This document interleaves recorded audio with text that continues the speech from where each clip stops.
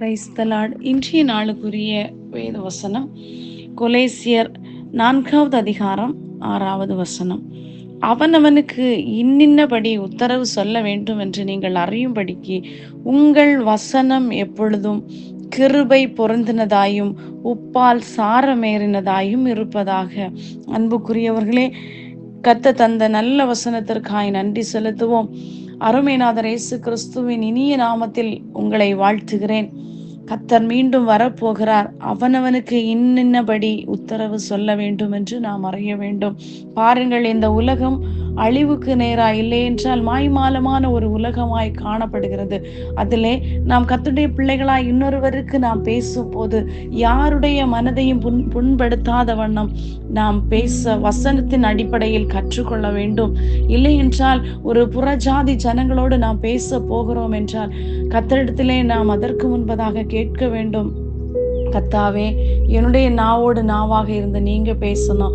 தேவையில்லாத எந்த வார்த்தைகளும் என்னுடைய நாவிலே வரக்கூடாது என்று நாம் கேட்க வேண்டும். காரணம், நாம் கேட்கும் போது எல்லா புத்திக்கும் மேலான தேவ சமாதானத்தையும் நமக்கு தேவையான வசனத்தையும் தருகிற ஒரு பரிசுத்த ஆவியானவர் நமக்கு உண்டு.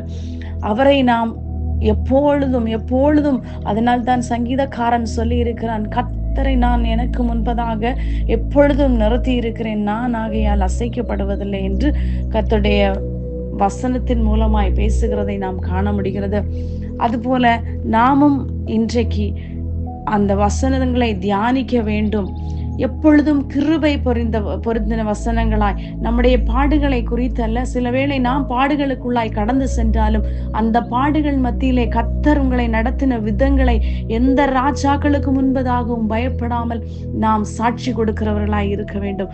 அவர்கள் ஒருவேளை எத்தனை பெரிய ஆட்களாய் இருந்தாலும் அங்கே வெட்கப்படக்கூடாது. காரணம், நீங்களும் நானும் உயர்த்துவது கர்த்தருடைய நாமத்தை மாத்திரமாய் காணப்படுகிறது. அந்த ஒரே ஒரு நாமமே உயர்த்துவதற்கு எல்லா நாமத்திற்கும் மேலான நாமமாய் காணப்படுகிறது. ஆகையால் எந்த இடத்திலே கர்த்தருடைய வார்த்தைகளை நாம் பேசுகிறோமோ அந்த இடத்திலே கர்த்தருடைய நாமம் உயர்த்தப்படுகிறது. ஆகையால் தான் கர்த்தருடைய வசனம் சொல்லுங்க, உப்பால் சாரமேற, உப்பானது சாரம் இல்லாமல் இருந்தால் அது வெளியே கொட்டப்படுவதற்கும் மனிதரால் மிதிக்கப்படுவதற்குமே உப்பாய் இருக்கும். ஆகையால் நாம் உப்பை போல சாரமேறினவர்களாய் காணப்பட வேண்டும்.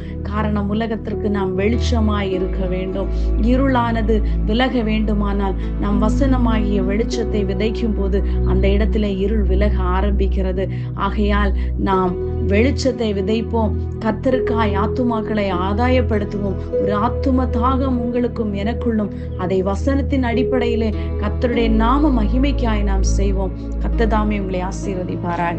ஆமென். God bless you all.